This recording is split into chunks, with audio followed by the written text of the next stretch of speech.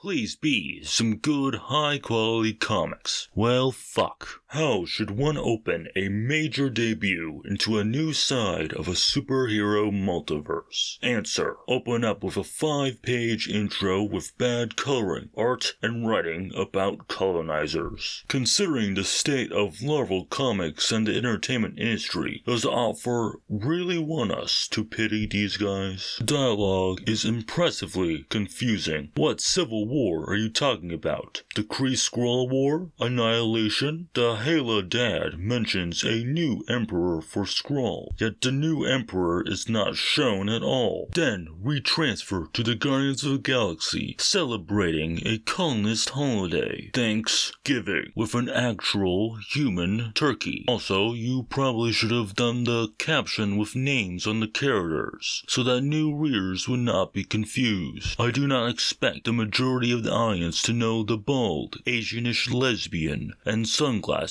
lesbian are. Nova drops by on the dinner. Why is Quill staring at him like, really? Richard Rider. I thought D-Man was bad enough. The Guardians say they are not superheroes, even though they have several superheroes on their team. Quill gets trippy visions from a hippie god that would have been a better villain for the first arc. We also get a well-written Star-Lord Raccoon friendship that is a cool little reference to the early days of the modern Guardians of the Galaxy. We arrive at Nova's crib. We get an almost one-page splash of a guy named Novar, which is pronounced as Nova, who mentions that his pronouns are he, him. But of course, no one else's pronouns are stated. And you want to know the best part? His name is Marvel Boy. Star-Lord then asks why there are only 6 people at the base. Nova mentions that a team was formed to fight off the Cancerverse, who are so cool I can't show you because I would get demonetized. And of course, the comic does not show you either. Nova mentions that all the superheroes are recovering, even though Sam Alexander is on Earth with the superhero team, the Champions. Then Richard mentions the Civil War from page 1. But with visual aids of the key players, meaning the opening pages were there for bad exposition and filler. And then Nova goes into a fetal position crying? Oh God, what in blue blazes did Ewing do to you, Nova? Then bam.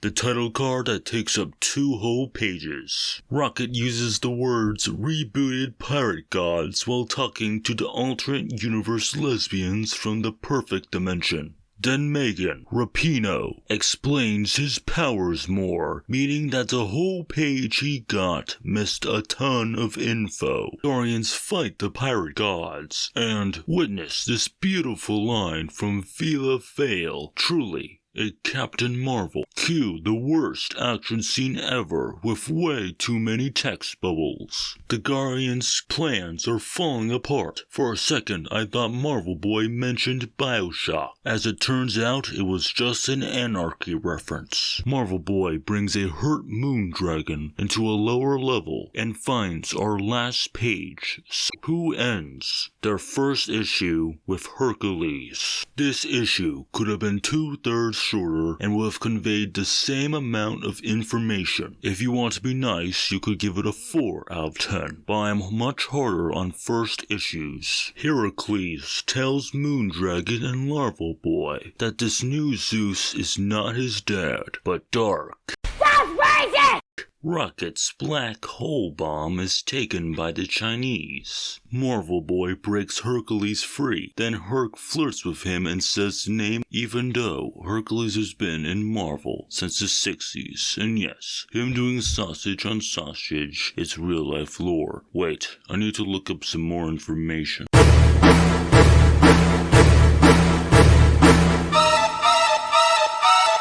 they go out into the courtyard to fight some robots, and the God of War gives some foreshadowing of tarot cards, which are Starlord, Hulkling Wiccan, and Reckoning War? Last Annihilation? Tell me in the comments. Marvel Boy questions how phyla is, and Dragon virtue signals to him without telling him a direct answer if a teammate is alive or not, especially with Nova being in critical condition. Hard cut to Starlord killing a great potential new villain for the Marvel U. Also, that's pretty graphic for Starlord. Should have used Drax. The Herc team is still running, and Herc just slams his wrists and sends cyborgs flying. How did he get captured in the first place? The last 5 pages are actually great, and shown the potential this run could have had with Sonny Boy. But damn, let's kill Quill Penn, the only well-written character at this point. And of course, since there were flashbacks of a sun god last issue about Starlord, meaning he should not be gone for long. I also noticed that this issue's paneling was much better than usual, 5 out of 10. The opening 6 pages are what Groot hears. Let's listen to a recreation. I am amazing astronaut. I am amazing astronaut. See how fast that gets annoying? Also, the "where is he? You did this" trope from Gamora? Really? No better ideas? Then we get 6 pages of Drax and Moondragon, in which Drax is remembering his Earth tuba lifestyle. I have read too many comics that mention his tuba lifestyle. His daughter Moondragon, this world's version, not the one in space, has to listen to Louis Armstrong. Drax then talks about his Swamp Thing syndrome that does not work without referencing which comics the events took place in. Great job, editor. Moondragon is now an extremely insecure lesbian, even though she is usually one of the first responders. This is some CW treatment of characters. Scaly Lady replays some of her old pa's memories for family bonding time. No, not in that way. 6 pages of Gamora dreaming about Starlord. That's pretty sexist. Blah blah. Cosmic visions. Starlord is all alone. Wait till next volume. Also, Gamora cuts herself with her own blade, which would never happen. She is also now the head chimichanga of the Guardians of the Globe. Then the next 2 pages are extremely cramped, talking about setting up the next issue. This issue only has 20 pages worth of story for $4, with terrible pacing. Wow.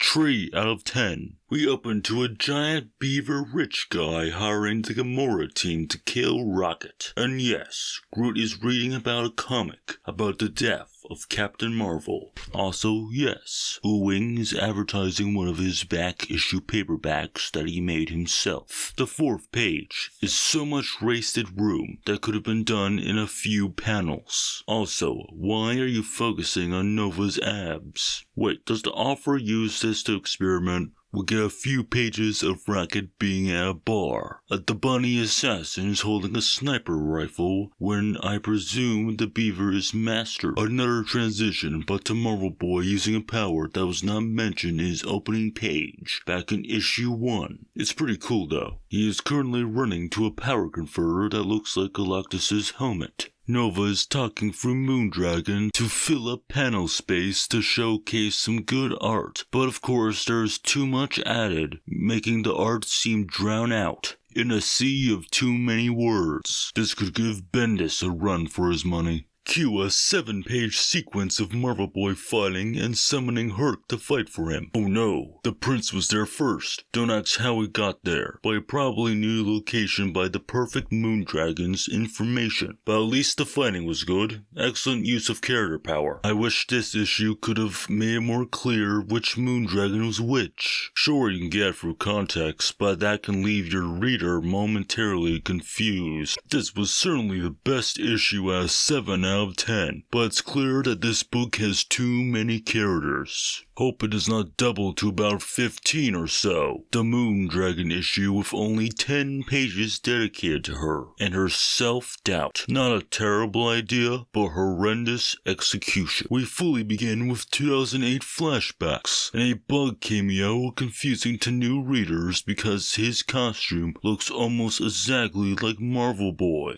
Also, how many people remember Bug? The perfect Scaly seems really evil and cruel, and she apparently caused this whole Guardians fight Guardians thing because she was jealous of the imperfect one? Also, if I hear superhero from the superhero dimension one more time, Hercules gives a good speech to Gamora about being a moron, and then Power Prince attacks Herc from behind, and this exact moment is when the issue becomes shit. Go back to the bunny who gets stopped by Groot, who of course almost had to be the guy to save the day because he did not show up in the past few issues. After that interruption, we go back to the Herc Prince fight, and oh god, is this dialogue from a Korn parody or something? This is slightly worse than most CW fight dialogues. Then Larva Boy saves everyone with teleportation and blows up the Beaver Planet. We finally end this issue with an inner monologue, but of course it's not, just alternate universe Moondragons, and of course they want each other to be perfect, so they kiss and fuse. This is fully a CW TV show. The perfect one wants to merge because she wants to help,